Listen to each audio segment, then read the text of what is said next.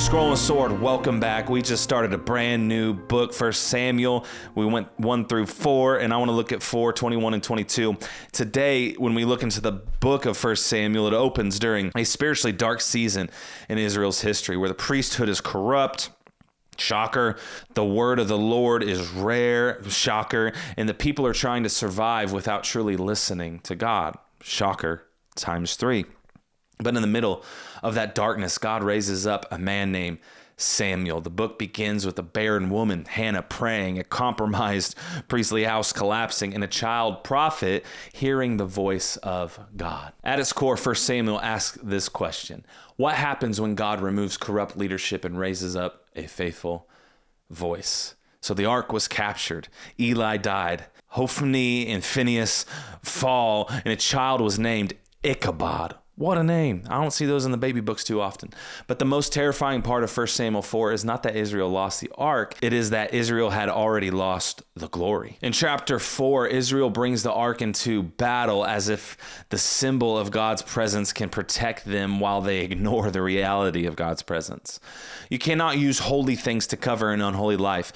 I don't know if y'all heard that in the back. You cannot use holy things to cover an unholy life because God will not be handled like a charm in the hands of rebels.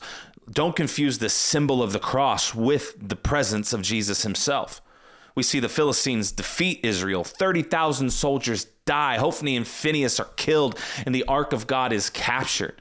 When people keep dishonoring God while carrying God's name, eventually the collapse becomes public. Hidden corruption becomes public judgment. Scholars warn that Israel treated the ark like a good luck charm with magical power instead of walking in obedience to God.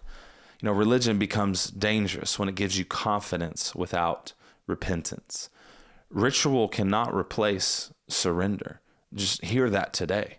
Modern Christianity can still do this church thing, like have church buildings, have worship songs, Bible language, ministry platforms, influencer Instagrams and spiritual branding. But if you want God's benefits while resisting God's authority, you are not walking in faith. You are practicing baptized superstition.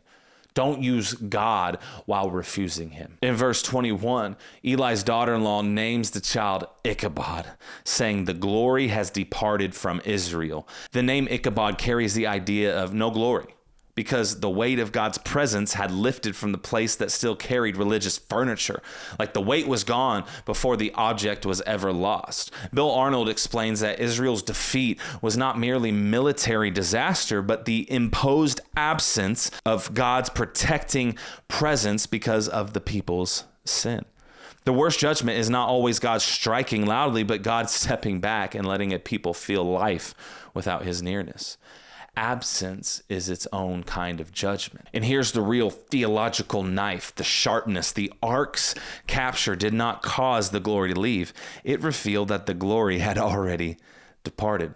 Catastrophe often exposes what compromise already emptied, and loss reveals what sin already removed. Our culture, it's obsessed with keeping appearances alive after the substance is dead, from public image to family systems to churches that still know how to perform and do a Sunday service. But it's possible to keep the language, the lights, the schedule, and the structure while the glory is gone. Like we got to stop maintaining what God has vacated. We got to kill structures and systems and traditions that God is no longer in. Ichabod is not just the story of Israel losing a sacred object. It's the warning that people can keep religious symbols while losing the presence those symbols were meant to honor. The ark was captured because the glory had already departed. So don't settle for the appearance of God. Seek the actual presence of God. Congratulations on starting 1 Samuel. Let's keep this thing going. Love y'all. See you in the discussion room.